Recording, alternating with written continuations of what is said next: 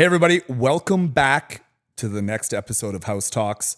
As you noticed, we're in beautiful Sun Peaks, and this one is kind of going to be a twist on the regular Haustalks. This is, I don't really drink much, but cheers. This is more like the après of Haustalks.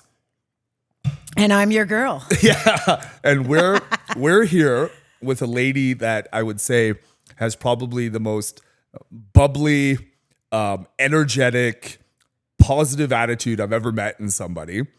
I would tell you her nickname, but we probably wouldn't be able to post it on YouTube. So I'll go from there. But Jill, tell us about yourself. Well, what do you want to know? Seems like you just nailed it all.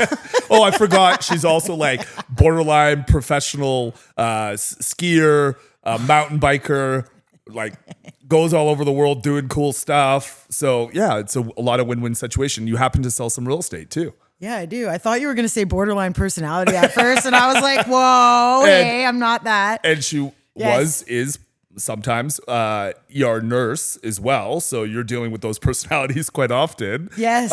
And your personality, I can see how well that would, if I was dying, you're the one that would be wanting to be around for sure. Yeah. You make me feel good about it. Let's just put it that way. Go hike yourself down a mountain and I'll be there. Exactly.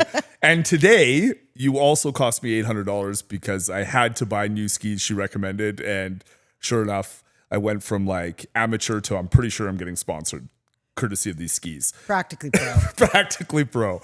So tell us about yourself. How did you start real estate? What's your background? Yeah, all that good jazz. So I went to university at Thompson Rivers University in Kamloops. Then I actually finished there and I moved to Vancouver for almost 3 years, went to BCIT, and then I didn't last very long in the city and I was ready to come home to get back into the sports, the lifestyle here. Yeah. Not that Vancouver doesn't offer that. Yeah. It's just you got to drive everywhere for it. Yeah. And then I came back and I bought my first house and the realtor literally just opened the door for me. And I was like, I would go in and I'm like, oh my God, like, look at this view.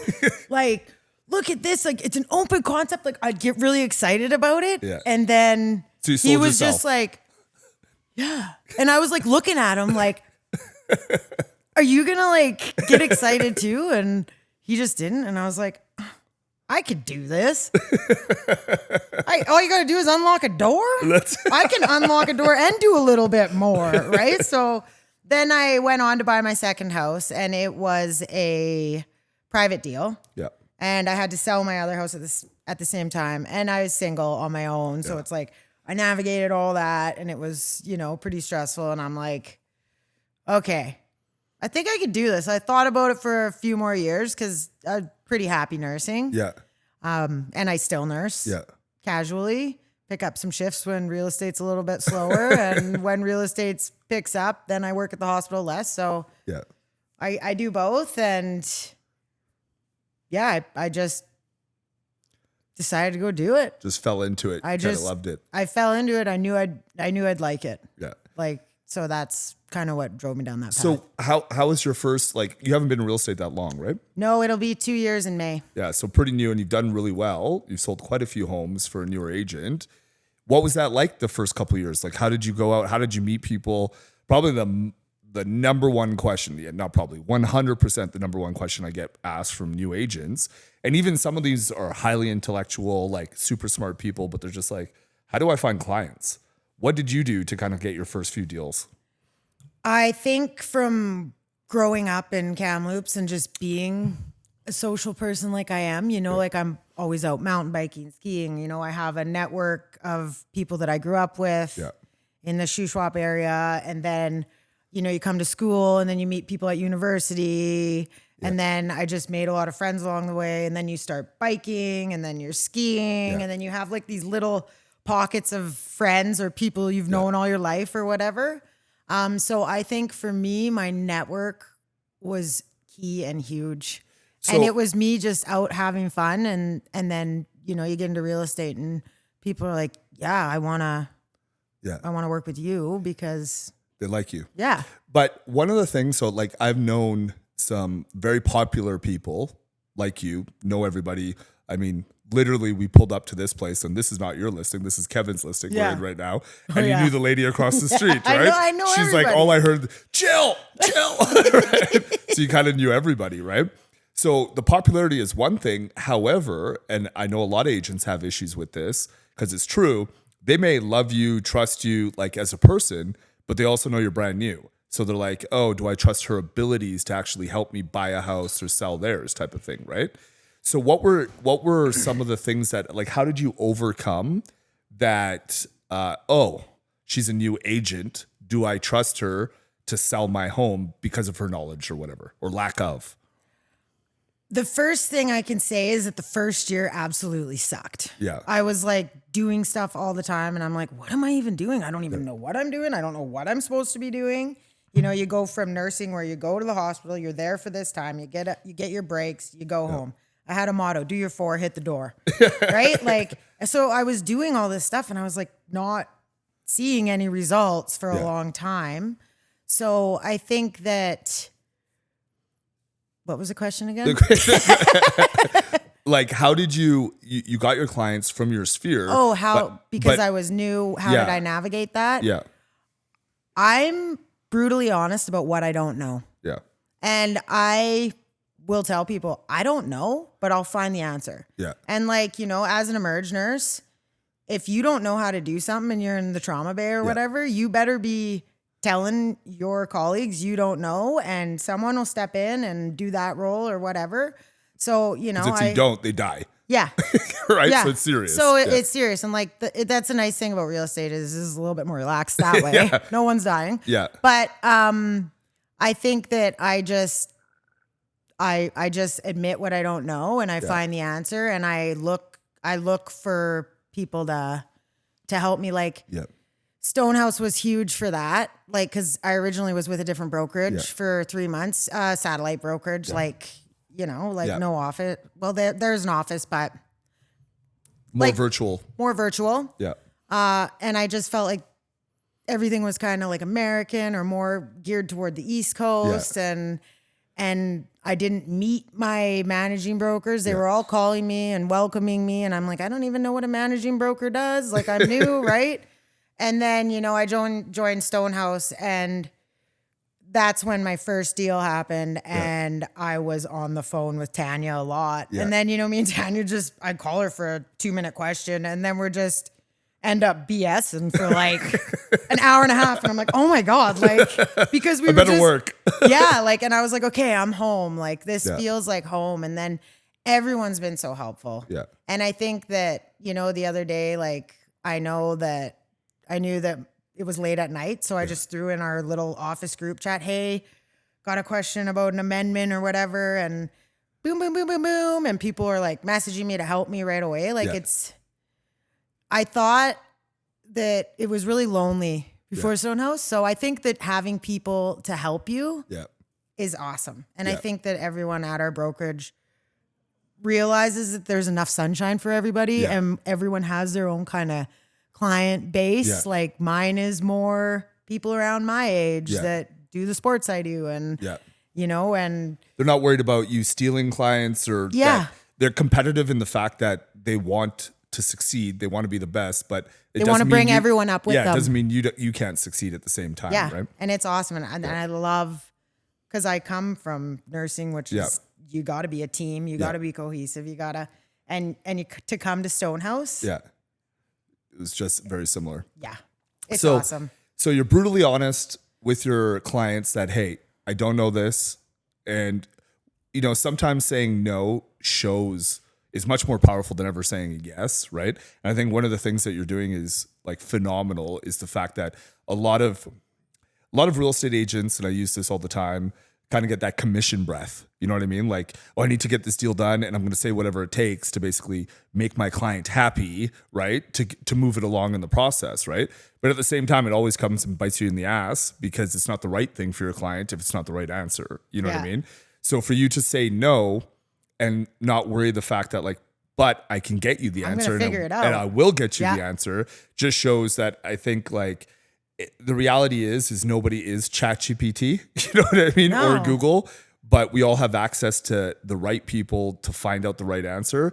And knowing how to find the right answer is probably one of the most important skill sets when it comes to being in business for yourself. At the Well, end of I the don't ever want to lead anyone down the wrong road. Yeah. Like that's not part of my MO. Like if you're gonna put me to work, I'm gonna do the best job, and I'm gonna go to sleep at night, and I'm gonna fall asleep because I'm gonna know that I do things the right way. I ask questions when I need to ask them. I had one agent who's a very good agent, and he said to me, he goes, when I got into real estate, I just acted confident, and people never questioned if I was new or not. He's like, but sometimes I didn't know, and I'd have to go back or whatever. He's like, you just straight up tell them, and I think that's good. And I'm like, because it's integrity too, right? Like that's, if you don't know something, like don't BS somebody. Yeah, don't beat around the bush. Just. So what you mentioned that you picked up a lot of your clients from your sphere, your avatar, the type of clients you work with.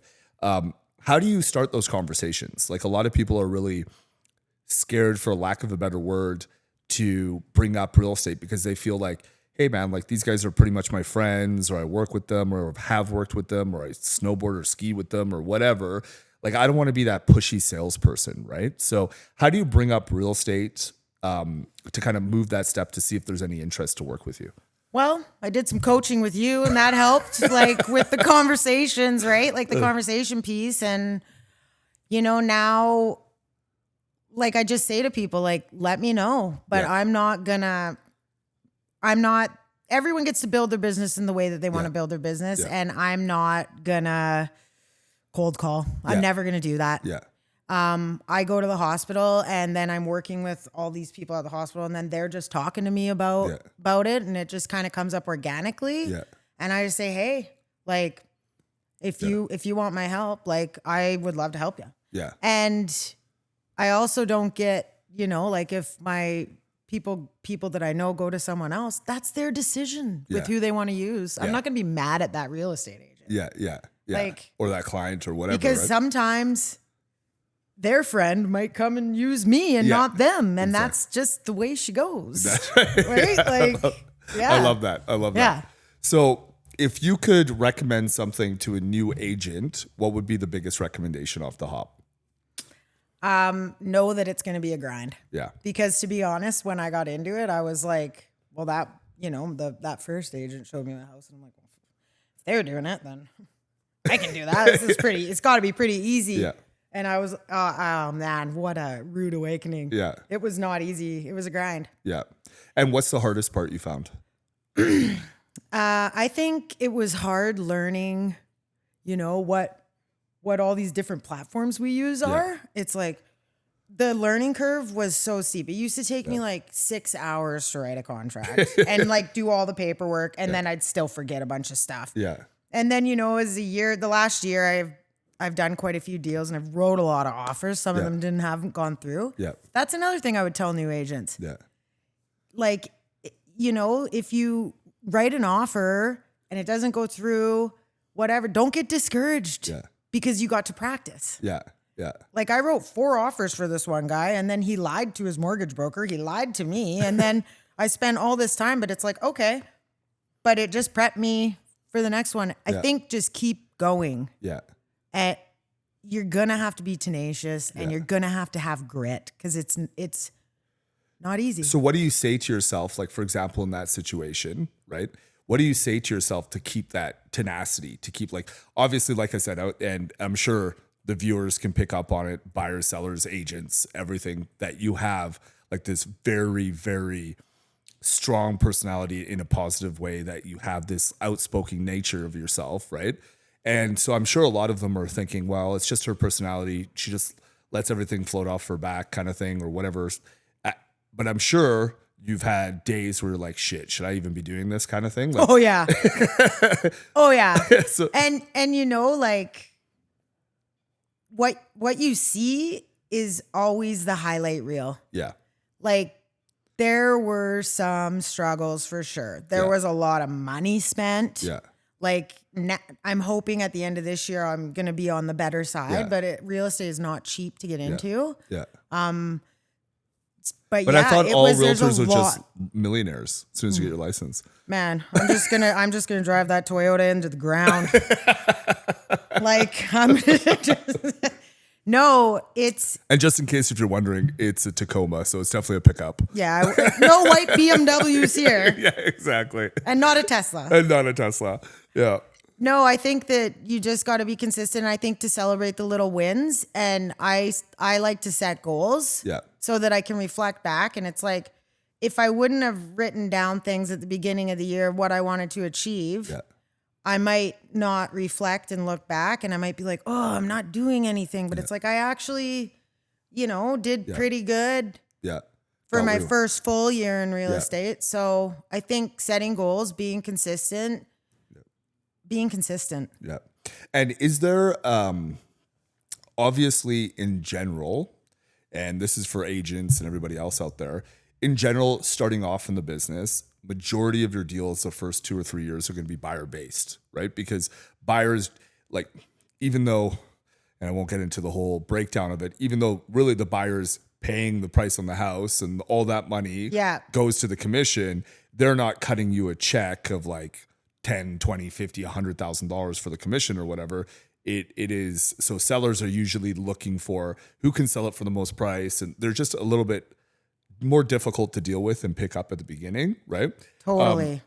What would your recommendation be for, like, okay, you're a new agent, you already mentioned, go after that sphere, the group of people that you know, but let's just say worst case scenario, I moved to Kamloops. You guys are the only ones I know, and I'm going to have a hard time selling to you guys because you're realtors too, right? Yeah. What would your recommendation for the group of people, like the demographic, to go after at the beginning? Honestly, I think buyers. Yeah. Because you're not putting out a lot of money for a listing. Yeah. Right? Because you haven't made a lot of money yet. I think first-time home buyers too. Yeah. They haven't worked with anybody else before. So, if you're like, I don't know, they don't know that they got a realtor. They don't, so it's like, maybe an investor client that has tons of properties and is going to be questioning you a lot. They might lose a bit of confidence in you if they've worked with a lot of different realtors. I think like first time home buyers are great because you can kind of navigate together. Yeah. I also think like if you're my age and there's a lot of people my age that are first time buyers. 21. You get in with them. Yeah, 21. Thank you. My hair does look good, doesn't it? I think, and then if you do a good job, you put that confidence in them. Yeah. It's going to build your confidence. They're going to be confident in you if you get them across the finish line. When they go, and then you keep in touch with them and whatever, when they go to sell and buy, then it'll come. So it's not, for me, it's not a race. Yeah. It's a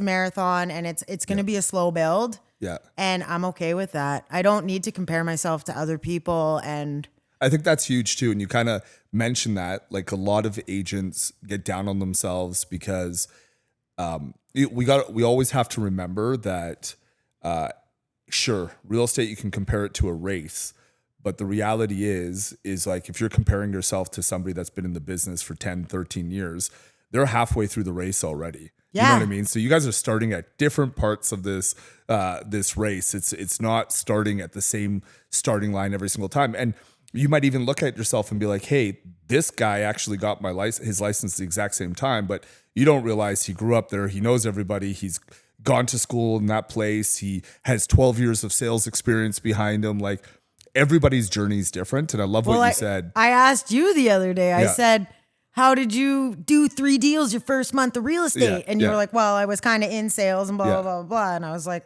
oh, yeah, I didn't even know what the real estate industry was all about. Well, so and that's the reality. Like, I had a I did 6 deals in my first 6 weeks in real estate, but you also have to realize that I managed car dealerships before. I was a mortgage broker before. Like, I never had a non-commission job my entire life. Right. Yeah. So I knew that contacts were the most important thing. Most agents that come in, and I hear this all the time, both in my coaching companies and at the brokerage, is that, they're all piss and vinegar, let's get going. I want to work. And then they come in and they twirl their fingers and be like, okay, what do I do though? Well, it's hard to know what to do. Yeah. And that's where I think, diving into a bit of coaching, or you can even just go on YouTube. Your stuff's all over YouTube. Totally. And you can go watch business plans and learn how to build your business or different things like. So if you left Kamloops, and let's just say you're moving to Revelstoke, because obviously that's a big mountain. Probably a place that's been on the list. I also work at the hospital there a bit too, and I have a good network there. Okay, so let's use a different place. Yeah. Where you can do your hobbies, but at the same time you don't know anybody, right? What would be the first things you do to get in front of people and try to get business if you knew nobody? First of all, I would understand that it was going to take some time. Yeah. And I wasn't just going to leave what I built in Kamloops and walk into that in a different town. Yeah. Like that would be really hard. I think that I would honestly just get out there, do my hobbies. I would probably join a bike club or, join some different things. Yeah.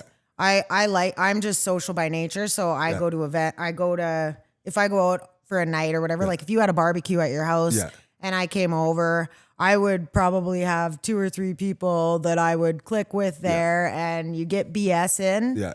What's the first thing everybody asks? What do you do for a living? Yeah. And you don't even have to say, hey, I'm Jillian, I'm a real estate agent. Yeah. Just talk to people. Yeah. I think that's probably what I would do. Yeah. If I was desperate to move or whatever. I was desperate for cash or whatever, like maybe I would maybe consider like cold calling and stuff at that point. But I think you hit it on the nail, because the reality is, I think, I'm just taking the statistic out of the air, but I'm sure 90% of realtors are starting real estate in a place they grew up, right? Yeah. But the fact is, I know most realtors are maximizing where they are, the hobbies that they do, the people that they hang out.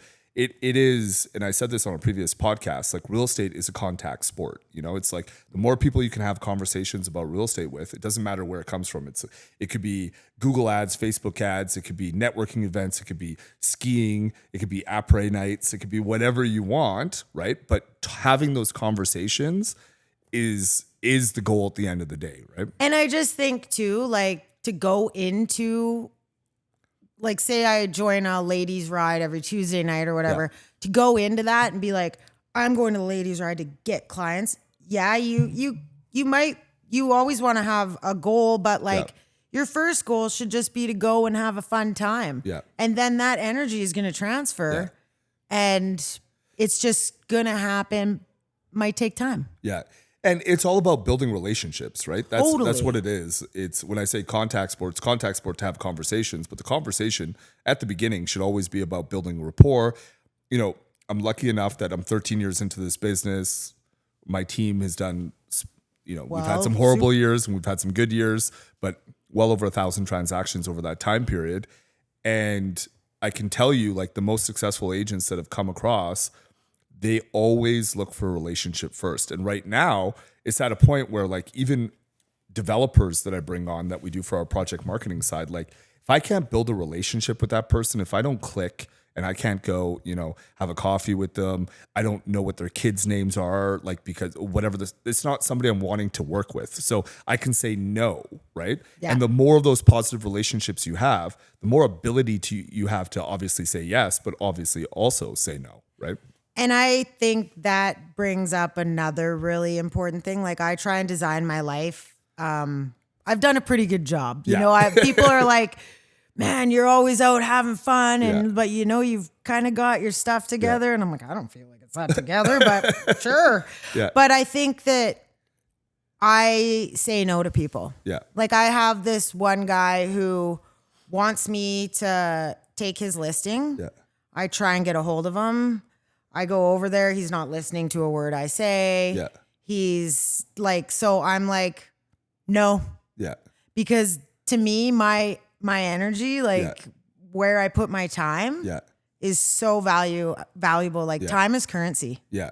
To me. Totally. You can't get it back. Yeah. And I didn't do real estate to hate it. Yeah. So maybe I'm too, and there's other agents that would say you're too young to be saying no to that kind of stuff. And I'm like, it will suck me dry, man. I don't want that one. Yeah. Yeah. You know, and I can't get a hold of them. Yeah, and I'm like, I'm not going to try and do a showing. I'm not going to stress about trying to get someone in for a showing. I can't get a hold of this guy. I'm just not going to do it at all. Might as well work with people you like that respect your time. Yes. Because you both want to get to the hill. Yeah, totally. Right. Or do whatever. So obviously, I want to go a bit into your background because I think it's really cool and it kind of reflects, I think, into your real estate as well. So we joked today that we called you Princess and you're like, nobody ever calls me Princess. But the reality is you were a princess. Why were you a princess? I was like, no one calls me princess. And then Jordan started calling me princess. And I was like, I kind of like it. It's endearing.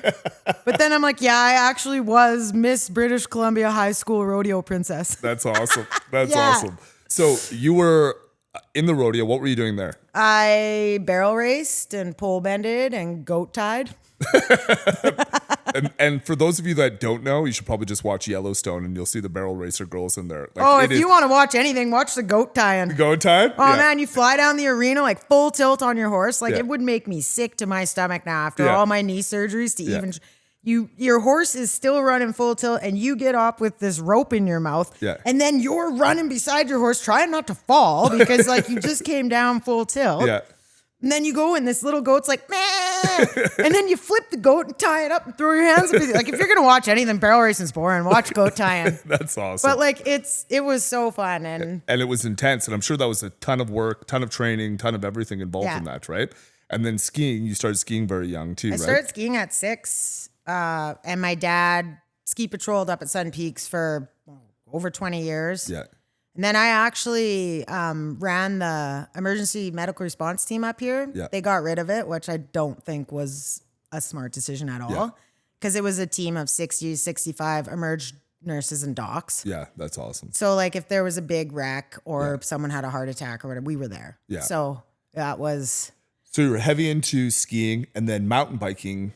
Are you better at mountain biking than skiing? Is that you would say your shtick? Well, they're different seasons, Sean. That's true. That's true. So that's true. why, you can't ski in the summertime. No, but you get really by the time ski season's done here, I'll be really excited to start biking, and then when bike season's wind down, I'm really excited to start skiing. Yeah, yeah. I also played pretty high level hockey. Yeah. So you did a lot of sports at a high level, but mountain biking, you've won races, you competed. It's not just a hobby. You actually competed in it as well, right? Yeah, the 1 year. I've competed in a few races. The 1 year that I won the Sun Peaks Enduro up here, I was pretty dialed in training and. So how do you take that? Most if you've ever seen any of my stuff, I used to fight before MMA, and for me, I always tell this to everybody because it's jokingly, how do you cold call and still be confident, and how do you door knock with all this rejection and stuff like that? I'm like, well, I used to get punched in the face for a living. Oh yeah. You know what I mean? I'll take cold calling over getting punched in the face. It's way scarier when that cage locks and the guy across from you wants to rip your head off than just calling a stranger, right? So I'm sure barrel racing, downhill mountain biking, all these other things, you can literally die wrecks, doing. There's injuries, there's getting cut from a team. I think that if you want something, you just keep going. And you just eye on the prize. And it's I also applied 3 times to get into nursing school. Yeah. And I didn't get in. And then they called me 2 weeks before nursing school started. And the only reason I think they called me is I went in to talk to the chairperson because I would march my ass in there. Yeah. Be like, why didn't I get into nursing? I did all the prereqs. What do I have to do to get into nursing? And she's like, well, you could, do the care aid program. And I'm like, where do I sign up for that? Yeah. She's like, well, there's the chairperson's office is down the hall. I literally got up, shook her hand, walked down the hall and knocked on the door. Yeah. And I think they saw that. Yeah. And if you want something, I hate it when people give up. Yeah. Don't take no for an answer. Yeah. I hate it when people give up on stuff. And it's so funny because people be like, oh, you're so lucky with your life and you have a house and nah. The harder you work, the luckier you get. Yeah, totally. And it's funny that you say that too, because it blows my mind. Like, obviously on the business side of stuff, we have a ton of people apply for different roles, like everything from receptionists, conveyancers, accountants. Like we have all this staff, right?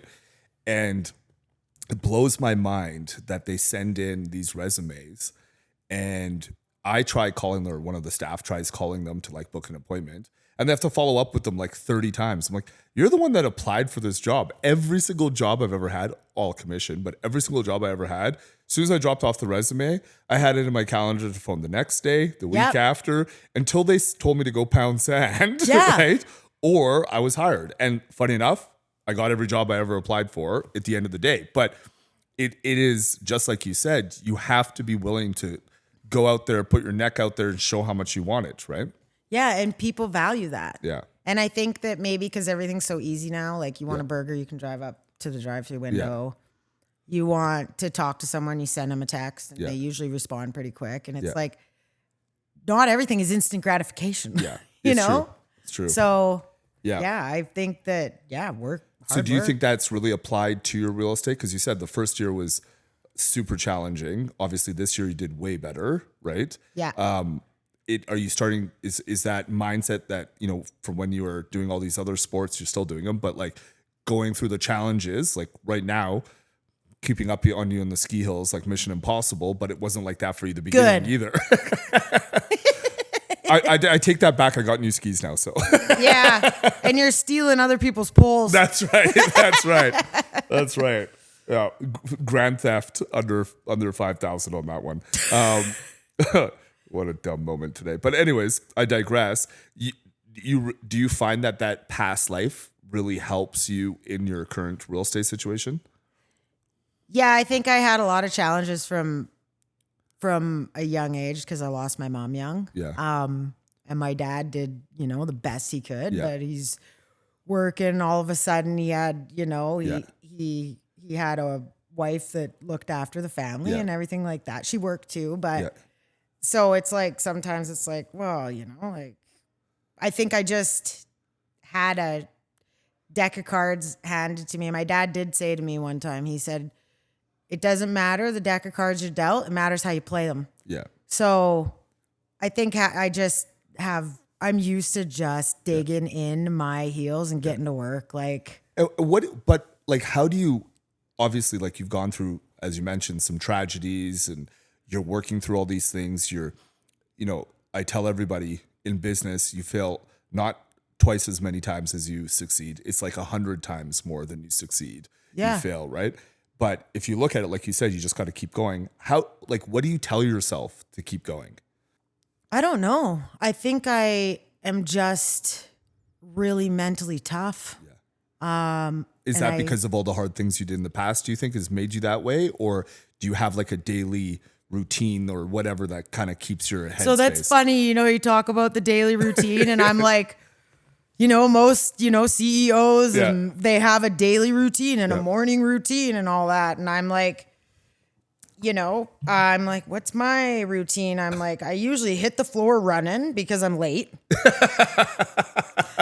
So I'm like, I hit the floor literally running. Yeah. I'm not really a good morning person. Yeah.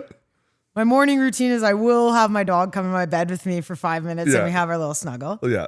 But I don't know. I think I just execute and go. Yeah. And I think that analysis paralysis is real. Is such a real thing. Yeah. And it's like, if I want something, like I feel like a lot of my girlfriends are like, oh, they're humming and hawing, and I'm like, just send it. Yeah.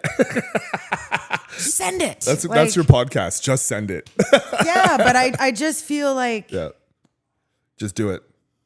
I don't know. Sometimes I am like, and I think I'm hard on myself. I think everybody is or whatever. And I'm like, I've done pretty good, and I'm only 21. So, but I think it's just just go. And I think that with sports, it's like, well, you got this injury, overcome it, on to the next thing and on to the next thing. I think I just don't think about it because I do something and then I'm going to do something else again. And then I just keep doing stuff. Just execute.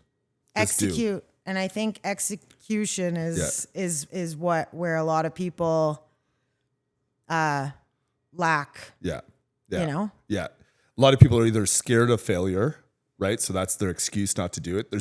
There's always 10 times more excuses than there are reasons to do things.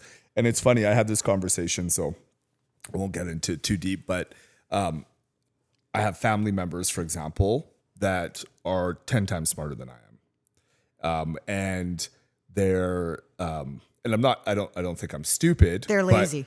But it is it's that analysis paralysis. They're actually very hard workers, and they'll work 12, 15-hour days to at a regular job that they clock in and clock out at. And they like that security blanket of knowing that income is there or whatever. But they get into this analysis paralysis because when you're smart, right, which this can make me look really dumb, but when you're smart, you know all the consequences, right, that could go wrong, right? The problem is that there's the people that really succeed have intelligence, but also realize the risk associated, but focus more on the reward portion than the actual, these are the things that could possibly go wrong. And if you're finding yourself, like if you're an agent out there or you're a buyer and you're stuck on the fence of buying something or not buying something, the reality is that you can, if you're if you're the ones that really like to analyze things, these are the worst case scenarios. And that's a lot of cases. I look at the worst case scenario, especially now that, my business is, I'm responsible for hundreds of agents, making sure like all these other things. So I want to make sure I'm not doing something absolutely stupid. But at the same time, I'm like, okay, well, if this goes wrong, what can I do to fix it? Oh, I could do this. If this goes wrong, how do I fix it? Oh, I could do this. There's a solution for every problem. For everything. And then just execute relentlessly. And the truth is, most failures, not all, but most failures come from the lack of execution and lack of execution of trying it hard enough, right? Just putting your toe in the water instead of just like, send it and just full on cold plunge. I never want to look back on my life. Yeah. Like if I told you how many times I wrote my real estate exam. Yeah. And for those and Ben started at the same time. We wrote our first exams. He passed. I didn't. And he's been doing real estate longer than I have, like by a couple years. Yeah. So. And the funny thing is, and for those that don't know, like the real estate exam pretty much has nothing to do with real estate. Like the biggest thing people fail on is the math, because we have to calculate mortgages and amortizations where we will never do a mortgage or application. And I literally tell every single agent, as soon as it comes to mortgages, you're going to refer that out to your mortgage broker because you're going to get sued because you're going to screw something up and it's not your field, right? So it's crazy. You know what's funny is that you go back to the what can go wrong. There's a solution to every problem. I knew that if I mastered the math, I knew there's only one answer. But all these other ambiguous questions that were on the exam, I was like, I'm going to put more time into that. So like I analyzed what I could do to pass the exam or whatever. And I think that I do the worst case scenario because in Emerge, we always start worst case scenario. Yeah. That's what we run with until we rule it out. Yeah. And then we go down the pathway of, so I think that there's, I think worst case scenario all the time, but I'm like, what's the worst case scenario? I don't pass this real estate exam and I'm still a registered nurse. Yeah, exactly. Yeah. I don't really have anything to lose except for a bunch of money. Which you could just make more of, right? Yeah. That's it. And I'm so happy that I kept going on it because. So, and this is kind of on a different tangent. How do you keep, because obviously you're trying to grow your business. What's your goal for this year as far as like, you don't have to say the exact transaction amount, but are you looking to double your business, 50%, keep the same because the market's slower? Like what are you looking to do this year? I'm really thankful I started in a hard market because I don't know it's a hard market. Yeah. And I think I did 14 or 15 transactions last year. My goal was 10. Yeah. So this year I just want to keep learning. Yeah. And my goal this year is 20. Yeah. If I exceed that, that's great. Yeah. If I get 18, I still think that's great because it's better than the last year. So it's like to just keep building and keep doing a good job. And for those of you that don't know, this is just both for buyers, sellers, everything, especially because we've had some agents that do 100+ deals a year. The reality is last year, 2025, 70% of agents in Canada didn't even do one deal. Yeah. So for you, second year in, to be able to hit these numbers is actually astronomical. If this was 2021 or 2022 when the market was nuts, I'd be like, okay, it didn't take much. You know some people. Well, anyone right? with a pulse could sell a house then. Exactly. But just remember, don't compare yourself to me. Definitely do. So if you were to start over, right, what are some of the things that you would do differently that maybe a newer agent would take on? Or even some agent that's more experienced than you, because I know a ton of agents way more experienced than you that do less deals, make less money, etc. What would be some of the things that you would have changed from day one and wished you did at the beginning, just in hindsight, to kind of get, skip that first year of pain? I tracked everything. So I would do that again because then you can look back on it. I think that I would schedule in like maybe at least 2-hour to 3-hour blocks of like, I'm flipping my phone upside down. Calls can wait. Not everything is emergency. Yeah. So things like that can wait and I would schedule to do things like, because you do two different things. You got to work on your business. You got to do your expenses. You got to do all this stuff. You got to do your social media. You got to work on your business, but then you also have to work on in the business, networking and in the business, showing houses and all that. I think that I would just work on maintaining consistency but understanding that sometimes you're going to have crazy weeks, stuff comes up with your family or whatever, and you're not going to get stuff done. Just because you blew out the tire that week, don't blow out the other 3. Just get back on and get consistent again, because in the long run, those little bits of consistency, you don't have to do 12-hour days every day. Like, I think if you do a bit every day that's like focused and there's a kind of a goal in mind, I think that would have been big for me. I also would probably schedule in watching an hour or 2 of coaching or listening to podcasts, like getting ideas, because everyone runs their business differently. And that's the coolest thing about real estate. Yeah. You got some people that want to do 100 transactions a year. I don't ever want to do 100 transactions a year. Yeah. I can tell you that right now. Yeah. I don't. I want to ski and, have a nice life, and I want to work. Yeah. Like, I don't want to. You want to have more of the balance. Run myself ragged. Yeah. And we're going to talk about how you maintain your balance right now. That's a little bit later. But, it's funny that you mentioned that. In real estate, the amount of people that don't work is ridiculous. Like, and I'm not here to talk negatively about agents. That's not it at all. It's just, as I mentioned numerous times, like, agents, when they first become realtors, they all want to make $200,000. I hear that from everybody. And they always want to have more free time, right? And unfortunately, at the beginning, you can't really do both. It's like one or the other. Like, you want to make that kind of money, then you do have to put probably more work than you were expecting. But the beautiful part about real estate is, and I actually had this conversation with Tom Ferry, who's the biggest real estate coach in the world, right? And he's like, honestly, to build a business where you can make ludicrous amounts of money, I'm talking $500,000 plus a year. If you actually, like you said, turn your phone over and do 4 to 6 solid hours of work, and doing the things that, what I'm talking about is work side, is things that people don't even want to do. So it's not like anybody can do paperwork, and it's an excuse to do paperwork, but I mean prospecting. And prospecting doesn't necessarily mean cold calling. It could be calling your sphere of friends. It could be, or making sure that you get out for that bike ride every Tuesday. Exactly. Whatever it is building that business, and 4 hours to 6 hours a day. Like, the amount of agents that probably put a half an hour to an hour and a half of actually building the business, they're not just responding to the business, right? They're not just responding to incoming, they're outflowing, right? And actually, to that note, Grant Cardone always says, like one of his books, and I've had conversations with his team and him before in the past too, and Patrick Bet-David and all these really cool people. And something that's always in common is like, especially when it comes to social media and everything, is like you're either sold or you're selling or you're being sold, right?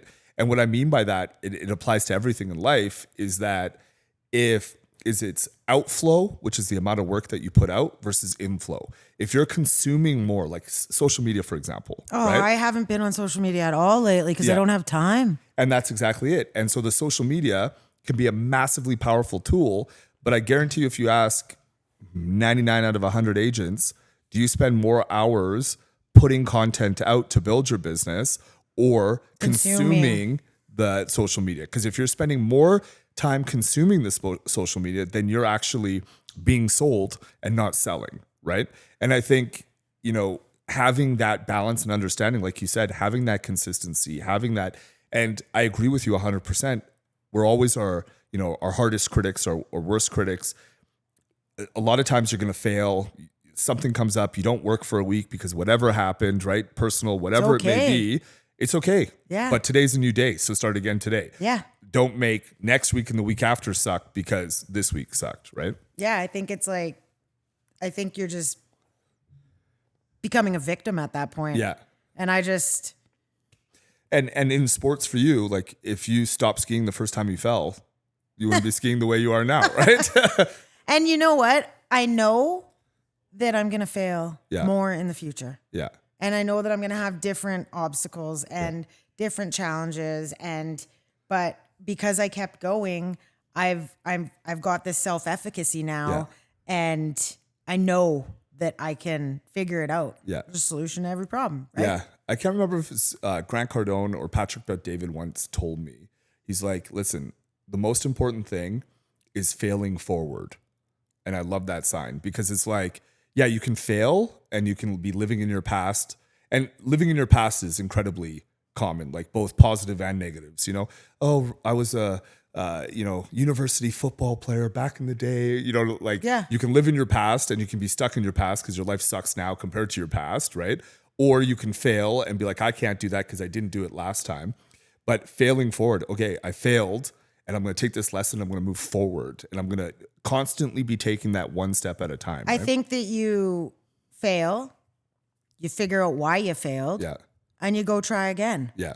And then if you fail again, you figure out why you failed, and you go try again. In jiu-jitsu, and you're only actually going to fail if you actually totally give up on it. That's exactly because it, eventually you're going to win. Yeah. And there's a pretty popular saying in jiu-jitsu. It's either you win or learn.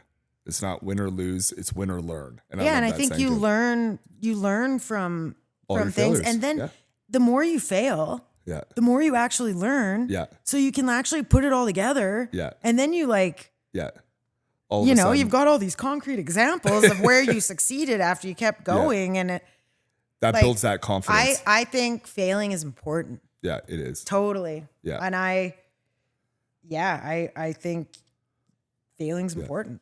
So more on the buyer and seller side. So what are you seeing in the market right now? And on top of that, where do you see the opportunities on? Obviously you work at Kamloops and the surrounding areas, right? Yep. So in your area, where are you seeing the opportunities right now as far as for buyers and sellers?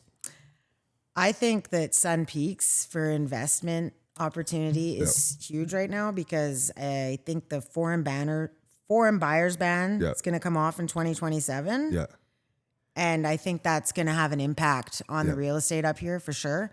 Sun Peaks has the foreign buyers ban, and I mean, I think it shouldn't. Yeah. Yeah. Because it's a ski resort town. Yeah. But it does. And I think, there's so many people up here skiing from the States that come up. Today I was riding on somebody. Yeah. Taking the ski lift up with somebody. Often you're on the chair with people that are from the States. We get a ton of Australians here. Yeah. So I think that now I actually have a client that, we're trying to sell her place, and because of the market, it's been on the market for a long time, more than I'm comfortable with. And I don't really love that, but she's like, hey, we gotta get this done because this thing's gonna come off and I want to get in up there. Yeah. But the mountain biking up here is quickly becoming so awesome. And just the amount of people that have started that have gotten into mountain biking in the last 5 to 8 years is huge. It really is a four-season resort, right? It really is. Yeah. Sun Peaks is like they're expanding chairs. Yeah. Like they just put in, they actually had a crane in here and they put in a bridge to access to make some more ski in, ski out. Yeah. Way in the further village. Yeah. They are going to start building in the next, I don't know for sure, but I could find out the answer for you. I think in the next 5 years, they're going to start building the second village. Yeah. So I think it's really growing up here. Yeah. And what about people in like downtown Kamloops, like first time home buyers or downsizers, upsizers? Like where are you seeing the... It's interesting in Kamloops because we got all these high rises going in downtown. Yeah. And I think it's really going to change the landscape of downtown because you're going to have more people living in the downtown core. You're going to have more little coffee shops coming up and just people are going to want to be hanging around downtown. Restaurants are going to maybe thrive a little bit more. And so I think that's going to be an interesting change in Kamloops for sure. I think Logan Lake right now, there's some big opportunity there because So that's acreage cabin or just regular houses? So that's by Highland Valley Copper. Okay. So Highland Valley Copper, Tech actually just got bought out by, I'm going to say it wrong, Arlo or Argo or not Argo. Anyway, a company, a big company, they merged. Yeah. And so Highland Valley has an expansion going on right now. I'm actually renting my suite in my house out to a guy from the prairies that comes here 2 weeks, goes home for a week or whatever. And he's paying me a top dollar for a mediocre suite. So I think that now that expansion, they're forecasting it to go about 10 more years. Wow. Or 10 years, like well into 2030, where it was just going to be a 5-year thing. Yeah. So I think there's some opportunity in Logan Lake area. And so are those like regular detached houses? Or it's just like a little kind of community. Gotcha. You know, it kind of has like a grocery store, a post office, a bank. Like it's pretty small. Yeah. There's lots of fishing lakes around there. They've recently got some mountain bike trails. I went and rode this spring. They're pretty awesome. Like I think it's like 25, half an hour from Kamloops. Yeah. And there's even like Kalamaka Lake and all that other stuff. Like the prices have gone up like through the roof. Oh, a lot of those lakefront property is pricey. Is pricey. But it's worth it. Yeah, it is. It's a different lifestyle, right? Altogether. Yeah, it's so good. Are you noticing like a lot of people downsizing or upsizing right now? Like, is that something that you're dealing with quite a bit right now? I don't really work with the downsizers. Not really my demographic. There's a lot of people that are my age, in their 20s, in like 22. No, there's a lot of people in their 30s that are, looking to buy their first home, or they bought something smaller and now they're looking to move up to the next thing. And you're seeing a lot of opportunities. I know down on the coast, it's a buyer's market right now in Kamloops for sure. Yeah. And I noticed on the coast, like if you're upsizing, now is the time, because let's just say, and it really is, actually, I would say even the condo market has been hit harder, maybe a little bit than the detached. But like you have a $600,000 condo originally, like at the peak, and now it's worth $500,000. But the place you wanted to buy, though, it was in the peak was worth 1.6, and now it's worth like 1.2, 1.1. So the amount of savings to upside like is huge. So I'm starting to notice a lot of people taking advantage of that right now. Are you kind of seeing that kind of stuff too? Well, it's funny when you say that, because a lot of people are like, well, I want to make money on my place. And I'm like, well, yeah, you do. But like, it's all relative. You go to buy the next place and you're paying less on that place too. So it's like, and when it's not like you're taking less on your place, but then you have to buy this place for more. Yeah. Your place goes down a bit. The bigger place has gone down a bit. Yeah. So it's all kind of relative. Yeah. So I do think it's a good time to upsize and or downsize. Yeah. I mean, it just really represent the buyers out there right now. Like, are you finding that the last couple months have been a lot better? Like I found January, I mentioned this on a previous podcast, my January was better for my team than October, November, December combined, right? I think that the buyers right now, I think that there's so much inventory on the market right now that they're thinking about it. And then you go out and it's like, well, you could see 8 places, but if you want tomorrow, we could go see another 20 that are in the range that you want, that are kind of what you want. And this is in Kamloops, we're talking like, you don't have to rush, make a decision and whatever. Buyers are having a lot of time right now to make a good decision, call and not have to rely on that recession period or whatever like they did in 2022. Yeah. So I think it's a great time to buy right now. Selling is a little difficult. Things are definitely on the market. Yeah. Longer. What are you noticing on the sell side? Like what's selling homes? Obviously you have to price things correctly. That's probably the biggest thing. That's the biggest thing. Yeah. If it's priced correctly, it will sell. It will sell, right? Yep. But as far as like marketing or making homes stand out, what are you noticing like plays a difference? Like let's say, like you said, there's, in 2022, there was 10 homes on the market in this price range or category. Now there's 70, right? How do you stand out? Like if you're listing a place, how do you make sure that home stands out versus the other 70? I try and be creative. Yeah. Like I really try and be creative with my marketing. I also that is when I will get on the phone and let other agents know what I have coming, what I have listed, and like let them know. Like if I know, I know a few agents in town that kind of work with the same demographic I do. Yeah, and I'm like, hey, I've got this townhouse.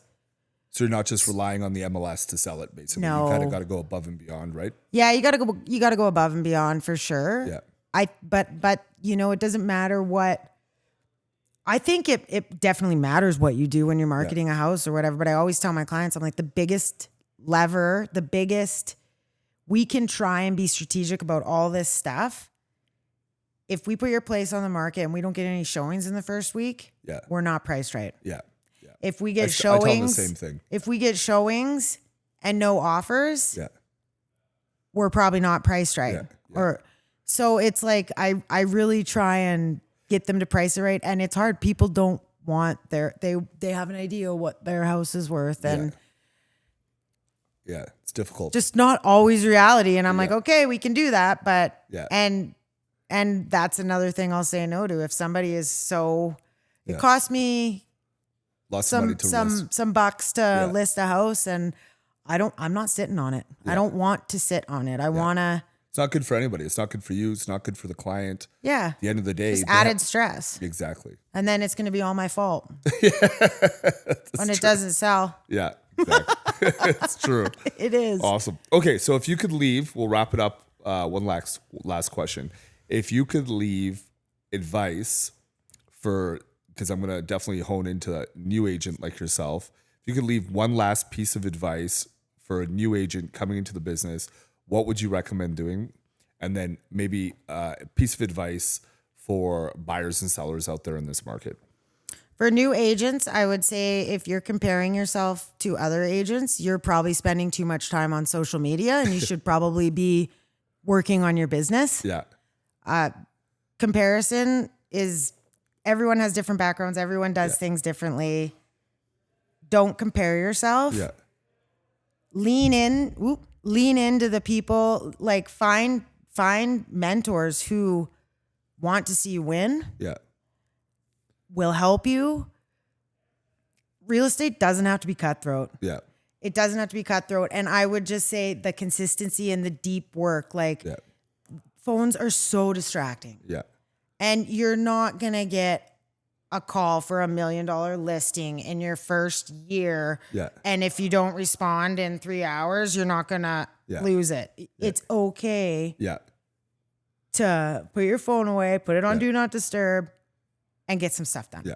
Yeah. So that's what I would say. Just be consistent. Don't compare yourself. Yeah. And do the deep work. Yeah. The focused work. And then for the buyers and sellers, what would be your biggest recommendation?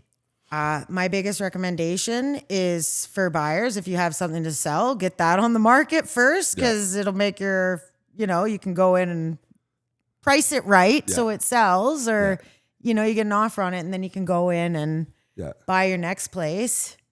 Yeah. and actually make a strong offer on it. And sellers, if you want to sell your house, you need to price it right. Yeah. And numbers don't lie. Yeah.